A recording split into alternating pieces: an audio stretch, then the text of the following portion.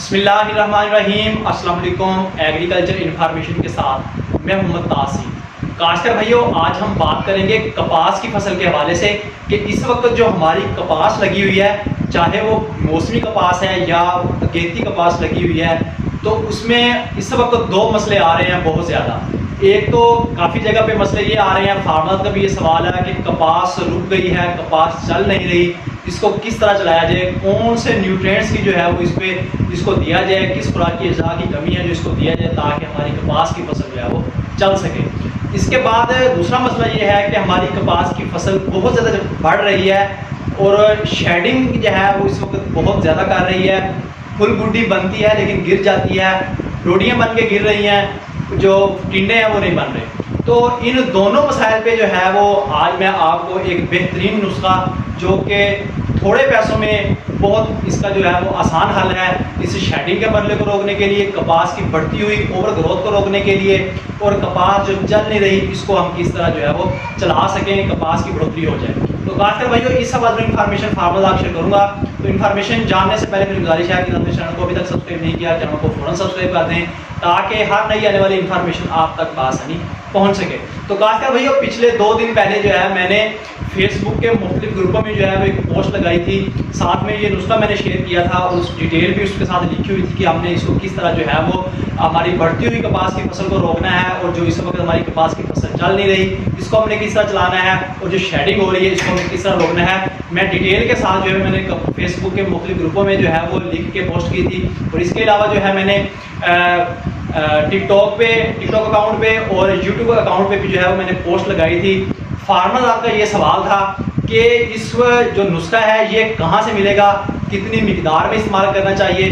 काफ़ी फार्मर आपको समझ आ गई थी, उन्होंने बहुत अच्छी कमेंट्स भी किए, लाइक भी किया, और आज जो है मैं इसकी डिटेल जो है वो आपके साथ शेयर करूँगा।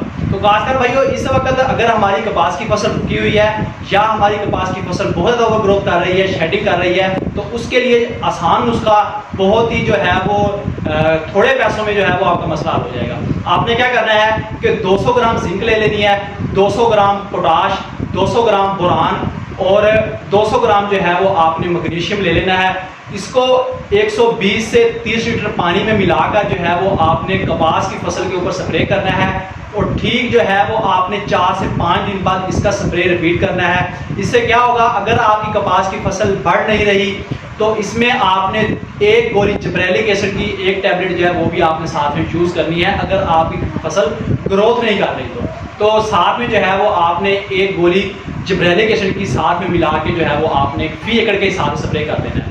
अगर आपकी कपास की फसल बहुत ज़्यादा ग्रोथ कर रही है, शेडिंग कर रही है, टिंडे नहीं बन रहे, डोडी बन के गिर रही है, तो उसके लिए जो है वो आपने 200 ग्राम बोरान, 200 ग्राम मैग्नीशियम, 200 ग्राम पोटाश और साथ में 200 ग्राम जो है वो जिंक मिला के आपने स्प्रे कर देना है।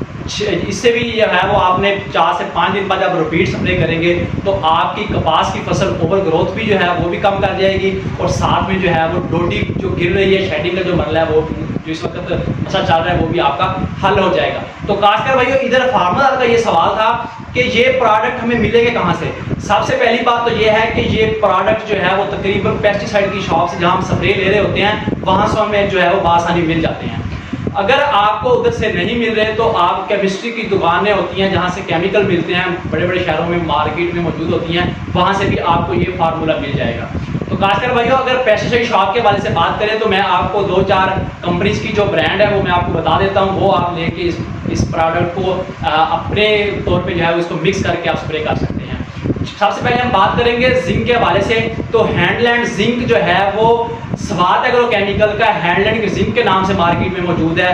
500 ग्राम की पैकिंग मौजूद है, वो आप लेके अपनी उसमें जो है 200 ग्राम निकाल के आप वो फार्मूला बना सकते हैं। इसी तरह बोरान की अगर बात करें तो वो भी स्वाद एग्रोकेमिकल के पास बोरोडेक्स सुपर के नाम से और माइक्रोबोर के नाम से मौजूद है। माइक्रोबोर जो है वो आपको 1000 ग्राम की पैकिंग में मिलेगा, यानी 1 kg की पैकिंग में मिलेगा।